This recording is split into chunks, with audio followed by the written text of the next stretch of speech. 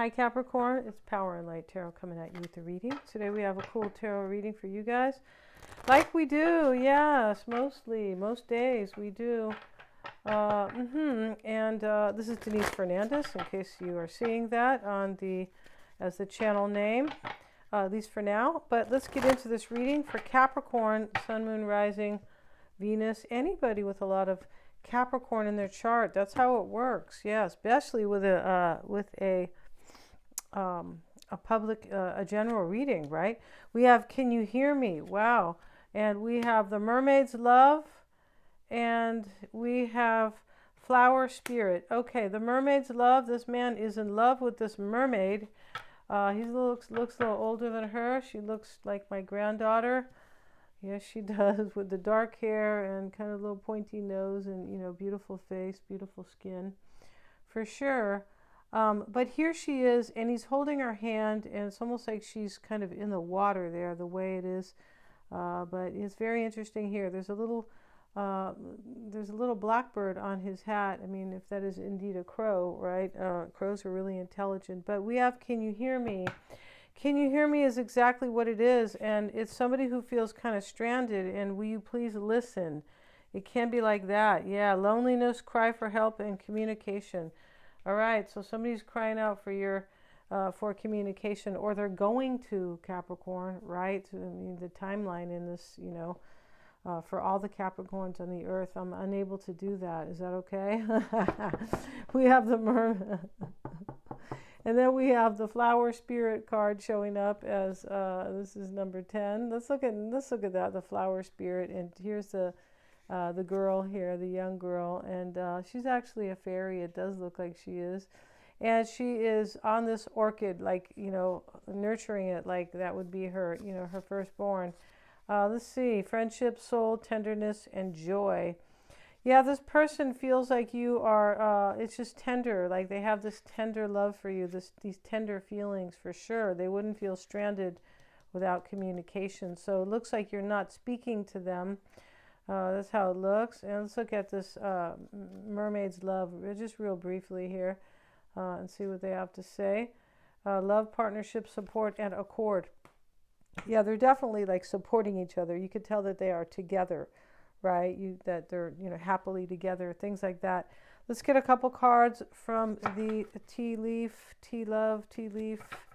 I think it's called Sweet Love Tea cards. Yeah, there we go. And we have Empowered Love. Okay, harness your strength and love with confidence. Look at that. Yeah, there's only way to love, one way to love. It has to be all the way, or just never mind. Yeah, with all your might. Charm, solid, and steady. That's how life is. That's what we have to do our best with everything, and really engage and not be afraid, right? Sometimes it's easy to be afraid to fully engage, which is, you know, not good, right? That has to be definitely eliminated, right? We have wish granted. It becomes a fairy tale when you make it real. All right, so this person wants to make their wish come true with you. You are their wish, magic, effort, and results. And over here is charm, solid, and steady. So empowered love. So, you know, this could be that somebody has so much courage here because you have empowered them in some way. It doesn't look like you're speaking, though. It sure doesn't, right? With Can You Hear Me? Right? How many songs do they have like that? Can you hear me? A lot, right? And so we have here new beginnings. And so these don't read in the reverse. No, they don't. And so this is starting a new life, finding your purpose. It's about two people because it's a number 20, which is a number 2. Forgiving and compassionate review of the past. Yeah, that's really important to come to terms with your past and forgive it, right? Otherwise, you may not realize how much it could be holding you back. That's what the past life readings are about too. Yeah, they are. They show you what needs to be left. If you guys want to get a psychic reading, Capricorn, I'm always checking for accuracy for sure. There's lots of fun. We do them over a video call. You can, if you want to have your cards read, you can pull the cards. You're asking me to.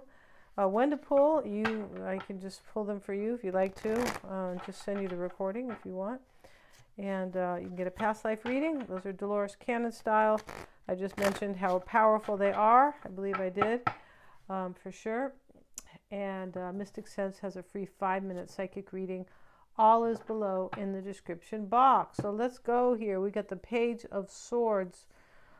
This guy always cracks me up because, you know, he just kind of looks like here, like he is. It could be a woman. I'm not really sure. But the whole point about it is that this person is wielding this huge sword, which there's no way, honestly, he or she could hold that sword, right? It's about a major curiosity, and sometimes it's about the thoughts that we have come to terms with. Yeah. So let's get into this right now. We start with the Two of Pentacles, the Chariot, Queen of Pentacles. That's probably you, Capricorn. I don't know why her nose is red in this picture. Her nose is red, yeah, and then she's got, like, I don't know, kind of a red mark on her cheek, but I'm not sure what the red nose is about. I'm not sure about that. But we have the Ten of Pentacles, the Eight of Cups. There's moving on in this reading, moving on from something.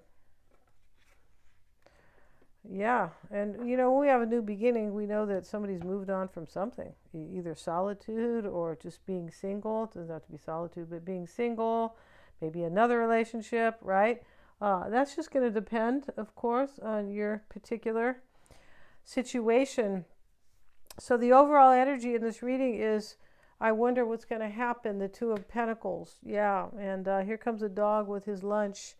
So, you know, he has a yin and yang on his cap, which is kind of, you know, how do I manifest this, utilizing kind of the divine feminine and masculine are working together with the yin and the yang, right? We can't really live without one or the other. This is why, you know, of course not. A woman needs a man needs a woman.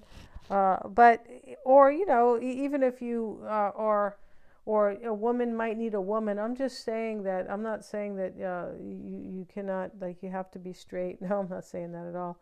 I'm saying that we need the energy of the divine. Yeah, that just kind of worded that wrong.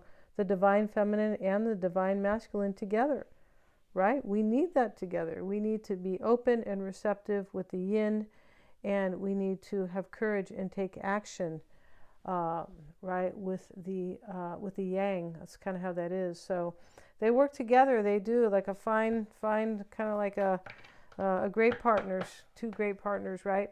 So here we start with the Two of Pentacles and the Chariot. The Chariot is pulling this lotus flower. It's giant, right? It's humongous, and there's like a light in it. These stars are around it. This is totally about movement and overcoming. And it is about the divine, right? It's about having a divine wish with the lotus flower here. We have the World card with it. Yeah, the World card is about having your wish, finally getting there. Finally, right? It is the last, kind of like the final frontier. If you're what do you call those people? Star Trek people, right? They used to come on in the afternoon when I was a kid, and I'd go, I don't want to watch this, right? I didn't really like it. No, it was kind of... I think I've kind of really felt that it could be real, sort of, right? Yeah, and then, you know, so they kind of have some kind of weird, there's a little bit of weirdness to it, right, too, for a kid. But here we have the World card, the Chariot. This is overcoming. There's a major maturity. Somebody has grown here and come full circle in their own right. Yeah, and here it is. And so it also talks about ending something. It does. And the Ten of Swords is below the Chariot. So see, something does end. That's what I was saying. Something goes away here. The Queen of Pentacles is the root, why it's all happening. And this is what this person could be really, like, what's helping this person. Just helping them hang on. Because this person, can you hear me? They really are trying to reach out. They're going to, or it looks like they're going to, definitely reach out to you. And they want to make sure you understand them. Yeah, there's a worry here that you will not understand them. Something like that. Yeah. Yeah, a little bit of doubt. Yeah. So over here, the Ten of Pentacles sits external to you. Let's get a card on that, because here she went over here to get these. Maybe she's going to market to sell these. I'm not sure, but maybe they live together. The Ten of Pentacles is usually a family, and he's there farming or pitching hay, whatever he's doing. The older woman is in the back with the gray hair, right? And here she is, this younger woman. She looks like that's her husband. That's my point, because this is based on family sometimes. Ace of Swords with it. All right, so this Ace of Swords has a lot of passion. For sure it does. The mermaid's love is about passion, for sure. And so is this other card, the Flower Spirit, right? It's about passion. We also have the Wish Granted card. Yeah, it becomes a fairy tale when you make it real. There's so much passion in here. This is external to you. A decision was made for a new beginning. I feel like somebody probably wants a family here with you. They really could. Yeah.